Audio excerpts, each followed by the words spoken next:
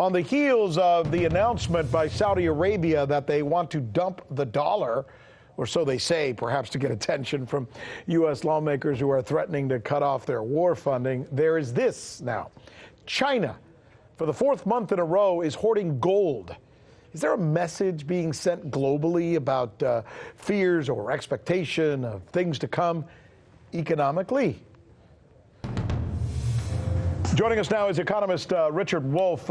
Richard, I have to ask, for 4 straight months now, the Chinese, according to several press reports, have been buying up gold. Here's the headline, the latest headline. People's Bank of China, central bank, adds 360,000 ounces of gold. What's going on? Well, I think the Chinese are doing 2 things. Up until the past, they took the excess money they earned because they export more to the United States than they bring in. They took that excess dollars that they had accumulated and held on to them, using the dollars as what we call reserve currency. But the more their relationship with the United States deteriorates, the more the economic dominance of the United States shrinks, the more prudent it is not to hold your wealth in the form of an economy with a currency that's not so sure for you. So they're diversifying.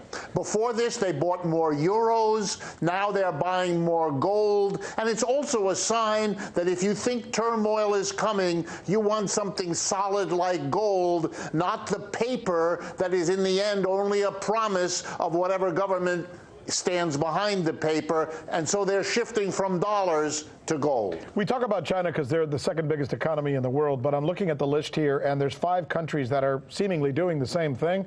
The 5 countries that are, I guess, owning the most gold right now is the United States, then Italy, Germany, France, and Russia. Any pattern you see there?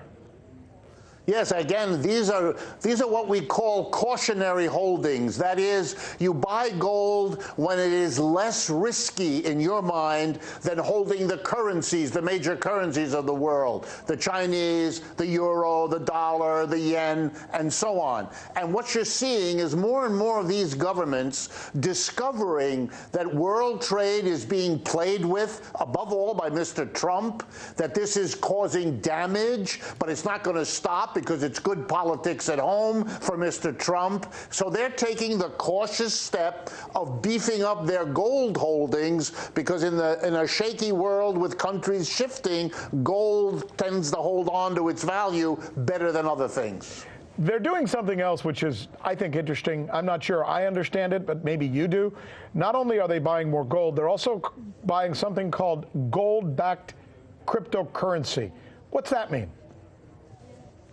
Well, cryptocurrencies are these new kinds of currencies that are produced and issued by a variety of companies and individuals.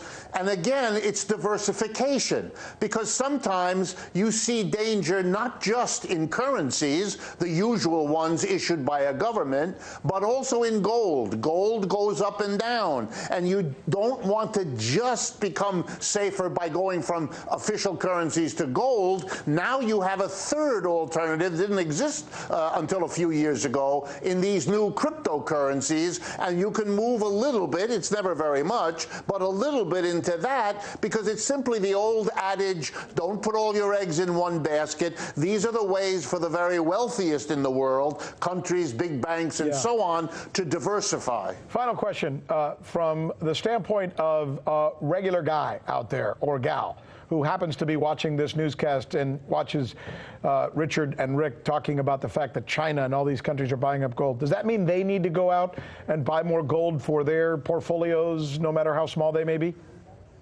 Well, you know, it's always a question. You got to weigh whatever it costs to go in and out of gold. But if you actually have some money saved up and you don't have it diversified, you always should diversify. You should have, if you can, without too big an expense, have some stocks, have some bonds, have some cash, and yes, have some gold. If I wouldn't put a very large portion, but some of that, simply again on the theory that you don't want to be all buried in one kind of thing, because if that doesn't go well, where will you be? So you spread your risk, it's called. Don't be in one thing in case that happens to be a bad thing.